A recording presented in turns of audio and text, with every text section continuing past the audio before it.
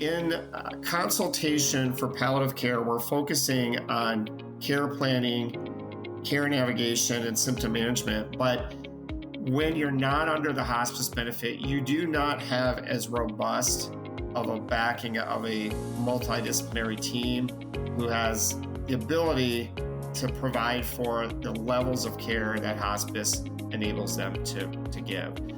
Welcome to the With You at Every Step podcast, where we address your healthcare questions and help you navigate life's challenges. Our guests share their expertise and real-world advice related to care for older adults, grief and healing, and pregnancy and parenting. EveryStep is a nonprofit healthcare and human services organization offering dozens of programs that are there when people need us most. Learn more about our free and low-cost services at everystep.org. Thank you for listening. And here is our host, Holly Carver-Kim. Thank you for joining us today for our program. Our guest again is Chief Medical Director for EveryStep, Dr. Tom Mosier. And Dr. Mosier, welcome again to the show. We're glad to have you back. I'm glad to be back. Before we get into hospice care and palliative care and what the difference is, we want to learn a little bit about you. You've been with EveryStep for more than a decade now. Tell us a little bit about your background. Sure.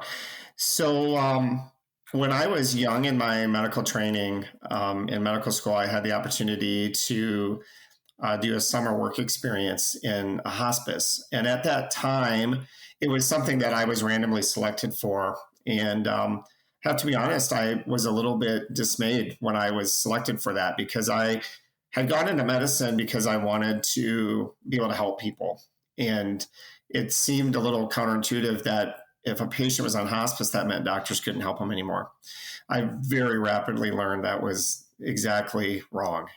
There was nothing more incorrect about that assumption in that I saw well-trained physicians using aggressive medical evidence-based care to help people who were at end of life or near end of life, people who we maybe couldn't cure their disease, but there was an awful lot more we could do to fight for good quality of life and good living. And in that, I saw people were not resigning to death and giving up, but they were proactively taking hold of hope, grabbing life by the horns and fighting for living. And that was just life-changing for me and career-changing because ultimately I ended up deciding that is exactly what I wanted to do with my life's work. And so ultimately, after medical school, I moved to Des Moines to finish my residency in internal medicine. And as an internist, then as a physician that takes care of adults with complicated illness and numerous disease states, then went on to get board certified through a fellowship program at Stanford University in hospice and palliative medicine. And with that, received more intensive training on how to take care of that unique and very special population of those with terminal illness or very serious illness with high symptom burden. And so after completing fellowship, moved back to Des Moines and was able to start with now EveryStep, at that time HCI Care Services. But we've continued to grow as an organization to provide numerous services, including hospice and palliative care. You know, you could pursue hospice care anywhere in the country, in the world, really, for any kind of a care provider. There are for-profit hospices, and of course, then there's our nonprofit, EveryStep. Why did you choose EveryStep as a nonprofit entity? Well, it's actually really interesting how I ended up here because when I received a phone call from their medical director, Dr. Norma Hirsch, years ago, I went to lunch with her more out of courtesy, but I really didn't know that I was interested in working for a nonprofit hospice. I was more interested in maybe staying in the hospital system and palliative care, but I guess, as they say, they had me at hello. Just the passion of everyone I met and the just incredible commitment to doing whatever it takes, to relentlessly doing anything it takes to surround people who are in need, whether it's end-of-life care, whether it's home care, whether it's now all the numerous community-based programs we have. There is just a relentless tenacity in those that I get to work with every day to always do the right thing and always fight for the patient, the community, et cetera. So that, I guess, was really, again, very much in line to what led me to medicine in the first place. So it was kind of a no-brainer. As chief medical director, do you personally see patients, or do you work through the team medical directors? How does that work, like on a day-to-day basis? Yeah, it's a good question. So I'm involved in many things in many different ways. I have other nurse practitioners and providers that work with me. I may be working indirectly through helping guide a physician in consultation.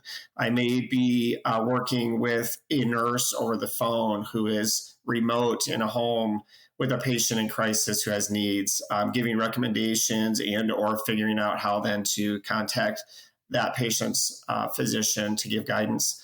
And then many times it's either traveling to that area or working with a patient in one of our inpatient hospice houses directly. So really, my role is to make sure that everybody, no matter what their need, has what they need and the support they need.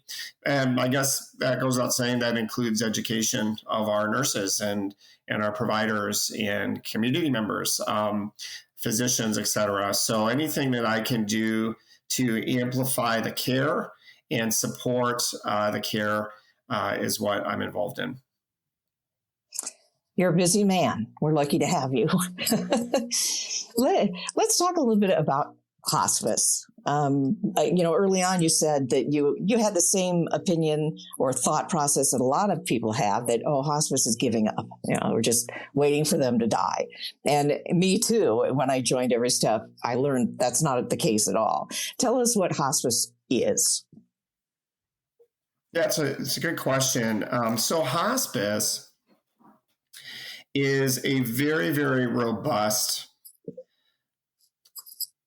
program that is covered by Medicare and or private insurance that provides for extremely intensive, multidisciplinary, team-based palliative care that is applied wherever someone calls home so that we can aggressively fight for quality of life and better living for someone who has been identified to most likely be in their last 6 months of life. And to say that it is the best program out there for individuals who are facing terminal illness is an understatement. It is superior to anything else that exists. But what is very sad and sometimes disheartening is that people run away from hospice because naturally nobody wants to die, right? And so there is a misconception that when you elect hospice, it's because you've shifted and you're ready to die, or again, the fallacy, you're giving up and resigning to die. And then there's also a subset of people who feel like hospice expedites dying. The reality is all three of those things are extremely incorrect. Those patients with serious illness and chronic disease that enter hospice oftentimes live longer than an individual with the same situation who chooses aggressive care. Because a lot of times as someone gets more sickly, they become more vulnerable. So those aggressive attempts at treatment sometimes and oftentimes backfire and shorten life and worsen quality of life for sure. Secondly, a patient who enters hospice is typically not ready to die. No one is, but they always are still wanting to fight, whether that's fighting for just good quality or whether it's fighting for, even though they're dying, just a little bit more time until they die with good quality. So the reality is hospice care is aggressive medical treatment. And in fact, most of the time, the kinds of treatment we provide in hospice are more aggressive and more impactful than anything that can be provided in a hospital. And in fact, it's not uncommon for hospitals to call me and ask me to come help intervene because what they're doing isn't working very well. So I think we really do need to continue to expand the people's understanding of hospice, what it is and what it isn't. If I understand correctly, too, you can go into hospice care, and if your condition improves or other circumstances arise, you can go out of hospice care and then come back in later. I mean, it's not a once for all type of decision. Absolutely.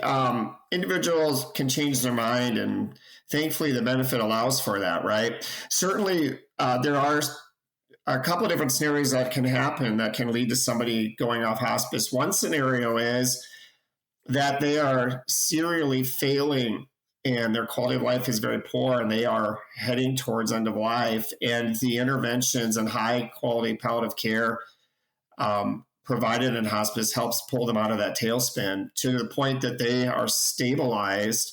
And I, the physician who certified them for hospice, suddenly say, I think there's a really good chance you actually are going to live longer and don't qualify anymore. The good news, you graduate. The bad news, you lose this robust system that you have felt so much help from. But there's also scenarios where patients change their mind. And maybe that's because they decide to enter hospice because they want to put all the marbles in quality of life because they're not living well. They're alive and not living well. And then they're able to realize much better quality of life and decide they'd like to try treatment again. Sometimes that's because they're strong enough to undergo treatment that they weren't eligible for. Sometimes that's because a new treatment becomes available, or maybe they were on a transplant list and a transplant becomes available. And so they would want to go off and pursue that. So there's lots of different ways. I always tell patients, I seldom ever encounter a patient who has regrets about hospice and their regret being that they elected it. I meet a lot of people who have regrets about hospice and their regret being that they didn't elect it sooner, that they didn't really understand how much it would impact them and their family and how much it would improve their quality of life. And so a lot of people reflectively say, I wish I would have done this sooner because things were so bad for so long. And I'm living the best I've lived for a long time. I hear that when I talk to families who have a loved one in hospice or did have a loved one in hospice, I hear that over and over again from the family members. Because hospice, of course, is the main benefit is for the patient, but the family members and the loved ones who can rest easier, they feel like their loved one's getting the care that maybe they couldn't provide, especially at home. And I think it's, from my viewpoint, it's good for the entire circle of the patient. Oh, absolutely. The amount of stress and duress and caregiver breakdown that occurs when family members are the primary caregivers and their loved one is suffering. They don't know if they're making the right decisions. They don't know if they're giving medications correctly. They don't have access to people coming at a phone call to help them and get involved and rectify the situation in an expedient manner. Instead, they have to maybe wait for the weekday and the phone call and the doctor's appointment a couple weeks out to get assistance, or heaven forbid, go to an emergency room and all of that entails just to get a simple intervention. So ultimately, that brings incredible power and peace of mind for the family, but it also brings incredible peace of mind for the patient, because oftentimes that same patient feels like a tremendous burden.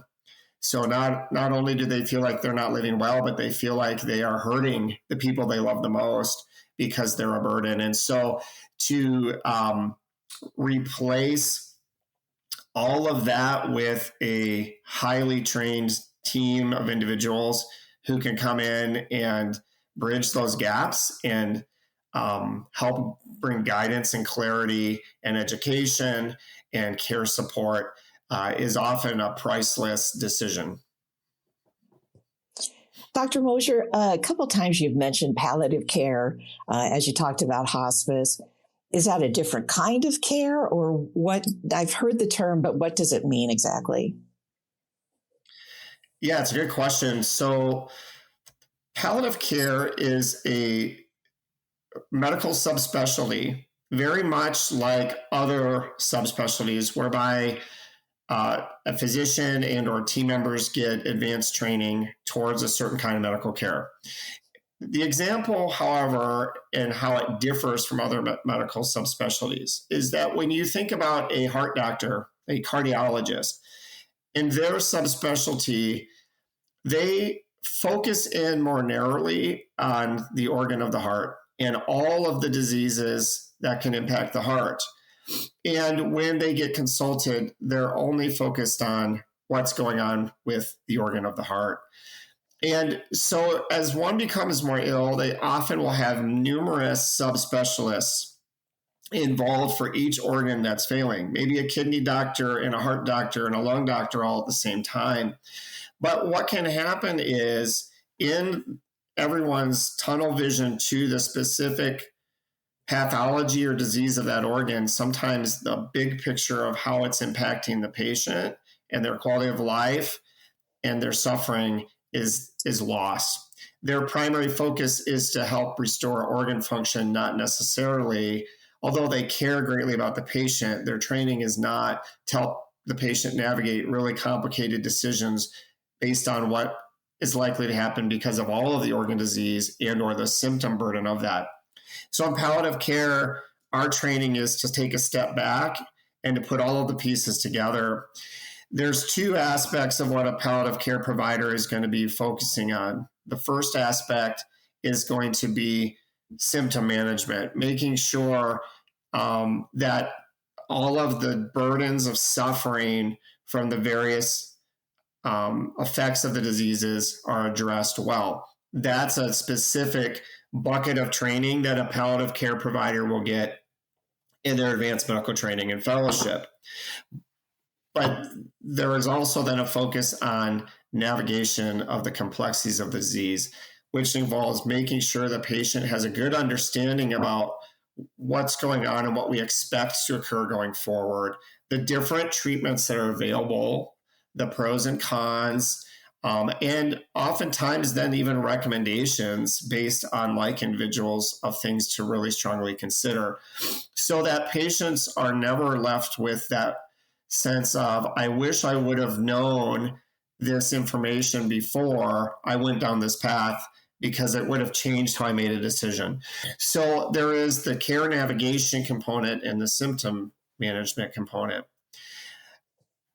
There is often then a confusion over, well, what is different between hospice and palliative care? And in fact, the people that tend to get the most confused are medical providers. They will use the terms interchangeably. For instance, if someone says, I think this patient would benefit from a palliative care consult, many providers will think they're asking for hospice care. That is not, however, the case. Although all patients who are on hospice receive extremely high-level palliative care support from numerous team members trained who are also enabled to be able to go out to the home and interface, and a very robust benefit that is completely covered by insurance. Not all patients who need palliative care qualify for hospice. And that's a good thing, but there are many times that people who need really intensive palliative care and do qualify for hospice don't find out until it is very late in the course of their illness. And that leads to the regret, because ultimately in consultation for palliative care, we're focusing on care planning, care navigation, and symptom management. But when you're not under the hospice benefit, you do not have as robust of a backing of a multidisciplinary team who has the ability to provide for the levels of care that hospice enables them to give. So ultimately, palliative care in a hospital is very helpful for understanding what's going on and getting some direction towards symptom management. But the robust caregiving side really can't interface to the same degree in someone's home until they're on the hospice benefit, because it's more clinic-based or consultation-based in the hospital. So our patients and individuals who are in hospice care with EveryStep, for example, part of that hospice care is the palliative care. Yeah, the entire approach to their care is a palliative care approach. We are doing everything we can to fight for good living through symptom management, understanding of what's ahead, and helping the family and the patient make good plans to deal with those things. I think I have observed this firsthand, and I'm so glad you explained it, because now I am thinking back to situations when I've had the honor of speaking to a person who is in hospice care and their family, and the nurse, of course, is there as well. And I'll see the nurse talking to the patient, and let's say the patient is on a certain medication that causes XYZ side effects. And they're on another medication that causes this side effect. And the nurse comes in and she kind of sees it all and has solutions, ideas for how to handle the entire experience that this person is going through. Is that a description that fits? Yeah, I think so. In general, I think sometimes the easiest way to think about hospice is you suddenly have a payer source behind amplifying the resources the palliative care team has. So ultimately, whereas in a clinic-based palliative care model or a hospital-based consult model, there are not resources to be able to send nurses out to the home and nurses' aides and spiritual care counselors and social workers and doctors on a regular basis. The insurance benefit of hospice provides for all of those resources, so the team can now reach into the depths of the problems like they were not able to in the more limited palliative care role, if that makes sense. It does. That is such a great description and explanation. Thank you for that. I think I understand it a lot better. I'm sure everyone who's listening does as well. Dr. Mosher, thank you so much for being with us again today. We really appreciate your expertise. Absolutely. I'm happy to be here. Dr. Mosher is the Chief Medical Director for EveryStep. If you want any more information about hospice, palliative care, any of the services or programs at EveryStep, just go online. You can complete the confidential, free Find Care form. The website is everystep.org/care. everystep.org/care. A little form there that you fill out. It's confidential. It doesn't cost anything. And then someone will get back in touch with you to help you out with whatever your needs are. We're here for you at Every Step. Thanks for joining us with you at Every Step. And I'm Polly Carver Kim.